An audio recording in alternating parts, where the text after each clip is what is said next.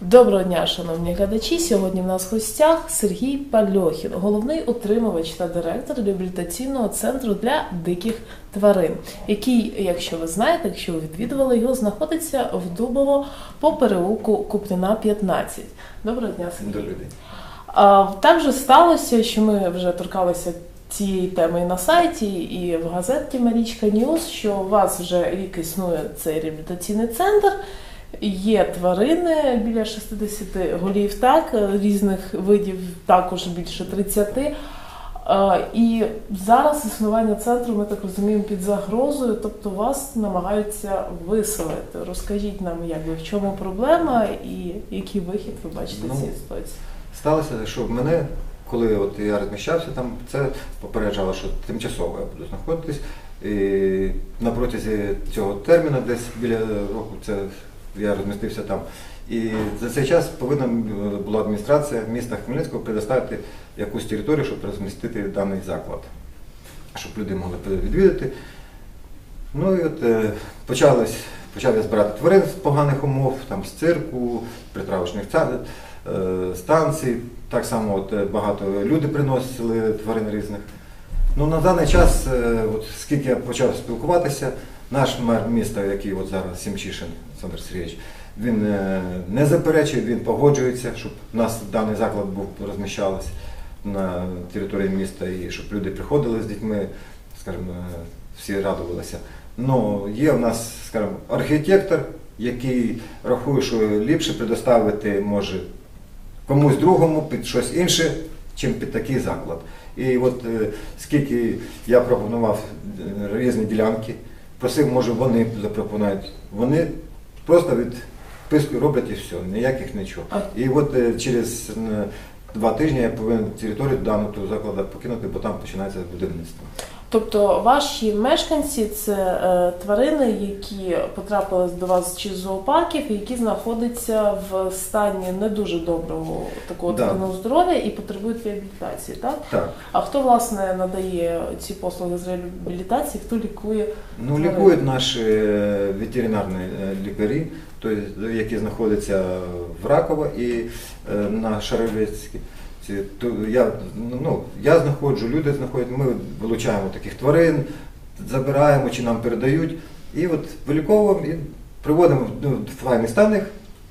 І люди вже приходять, бачать, що дуже прекрасні тваринки в нас. Ми знаємо, що на території даного реабілітаційного закладу знаходиться зоопарк. Так? Тобто вже ті тваринки, які пройшли ці реабілітаційні заходи, вони відкриті до відвідання діток і сімей, і на безкоштовній основі, так?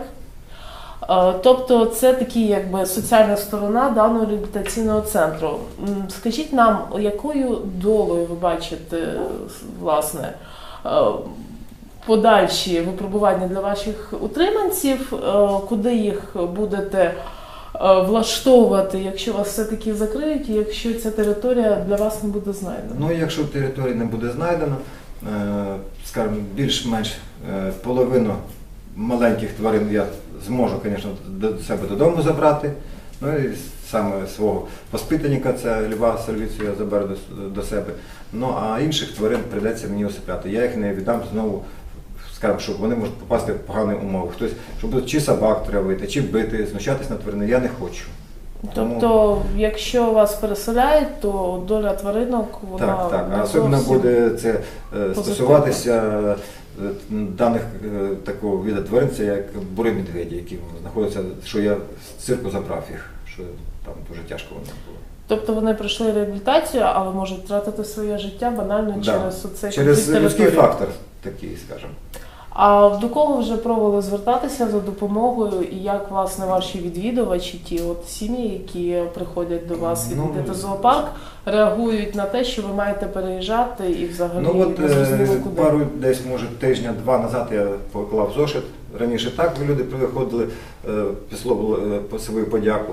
Зараз поклав зошит, і люди можуть, пропонував, хто хоче, може написати свої пропозиції, там, подяку чи скаргу.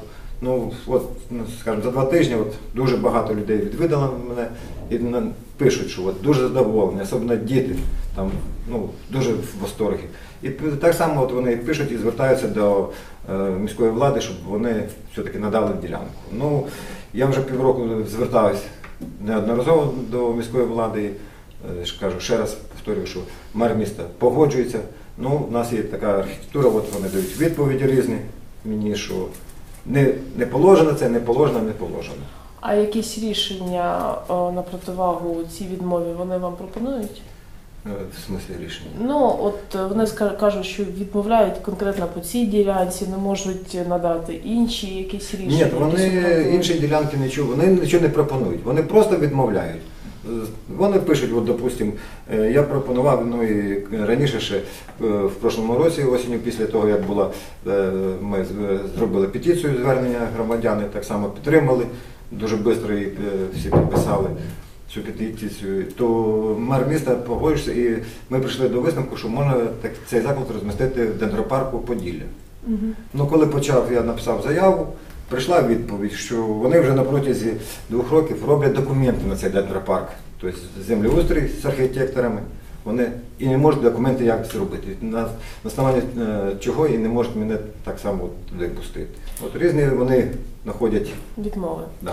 А скажіть, будь ласка, Сергію, а ваші подальші дії, от у вас залишаються ці 2 тижні, що ви плануєте втілювати, до кого звертатися, що, власне, запобігти даному закриттю? Ну от, я вчора отримав останню, скажімо, відмову по 5 ділянок земельних, яких я так само от бачив, що можна де розмістити, де пустир, там мусорки, отакі, що погоджуюся, щоб прибрати і зробити там.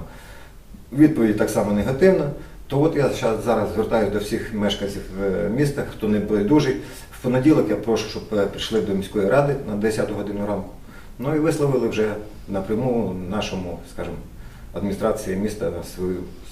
А чому саме в понеділок ви хочете звернутися? Ну, скажімо, в понеділок, наскільки я все знаю, цю вже процедуру, вже рік я займаюся, буде йти нарада нашого мера, тобто всі так само і буде землеустрій, і архітектор, будуть всі на місці, і щоб не бігати, і ніхто друг на друга не перекидав, і не знали, як де кого знайти. Угу. А я конкретно до громади, от до хмельничан, ви сьогодні маєте можливість звернутися, власне, можете це зробити на камеру. Яке прохання ви хочете висловити і, власне, як хмельничани можуть допомогти цим диким, але вже таким домашнім і улюбленим для хмельничан тваринкам?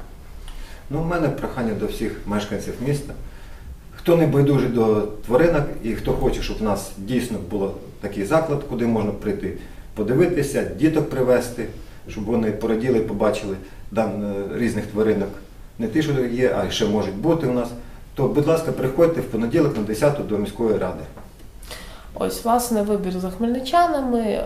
Шановна громада, якщо ви бажаєте підтримати таких волонтерів, таких дійсних поціновувачів людського відношення до тварин, а як заповідав нам геніальний письменник Антуан де Сент-Екзюпері, ми у відповіді за тих, кого приручили.